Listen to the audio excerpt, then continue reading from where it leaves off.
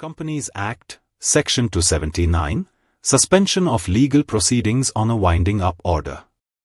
Section 279 of the Companies Act, 2013 deals with the important procedural consequence that follows the passing of a winding up order or the appointment of a provisional liquidator by the tribunal. Specifically, it provides for the automatic suspension or stay of legal proceedings against the company to ensure that the winding up process is conducted in an orderly, coordinated, and controlled manner under the supervision of the tribunal. The provision prevents the assets of the company from being dissipated or fragmented through multiple, independent legal actions during liquidation. Key provision: stay of suits and legal proceedings. Subsection 1. Mandatory suspension of legal proceedings. Once a winding up order is passed by the tribunal under Section 273 or a provisional liquidator is appointed, no new suit or legal proceeding shall be initiated against the company. Further, any ongoing legal proceedings that were pending as of the date of the order shall not be allowed to proceed unless the tribunal grants specific permission to do so. Legal requirement: no legal proceeding or suit may be commenced, i.e., newly instituted, or proceeded with, i.e., continued if already pending, against or by the company, except with the prior leave of the tribunal, and subject to such terms and conditions as the tribunal may impose in granting such leave.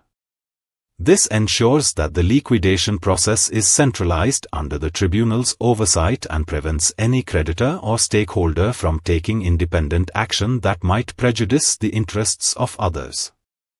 Time-bound disposal. The provision also contains a procedural safeguard for efficiency. Proviso: any application made to the tribunal seeking leave to initiate or continue proceedings must be disposed of within 60 days from the date of filing. This helps prevent undue delay or uncertainty, ensuring a timely adjudication of whether a legal proceeding may be allowed during winding up. Subsection 2. Exception for appeals before constitutional courts. This subsection carves out an exception from the above general rule. It clarifies that the restrictions on suits and proceedings as set out in subsection 1 do not apply to any proceeding that is pending in appeal before the Supreme Court or a High Court. This means that appellate jurisdiction of constitutional courts is preserved.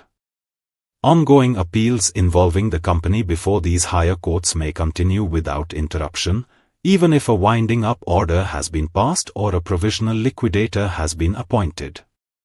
This is in line with the principle of separation of powers and respects the independence and authority of the judiciary, particularly the Supreme Court and High Courts.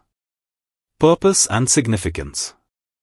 The objective of Section 279 is to maintain legal order and uniformity during the winding up process by preventing multiple, disjointed proceedings across different forums, protecting the company's remaining assets from being eroded through scattered litigation, ensuring that the company liquidator can perform their role effectively without being hindered by ongoing suits or enforcement actions, giving the tribunal complete control over legal matters affecting the company post-winding up.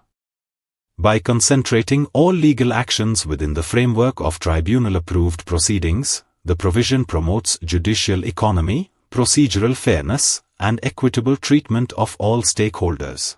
For more details, contact us.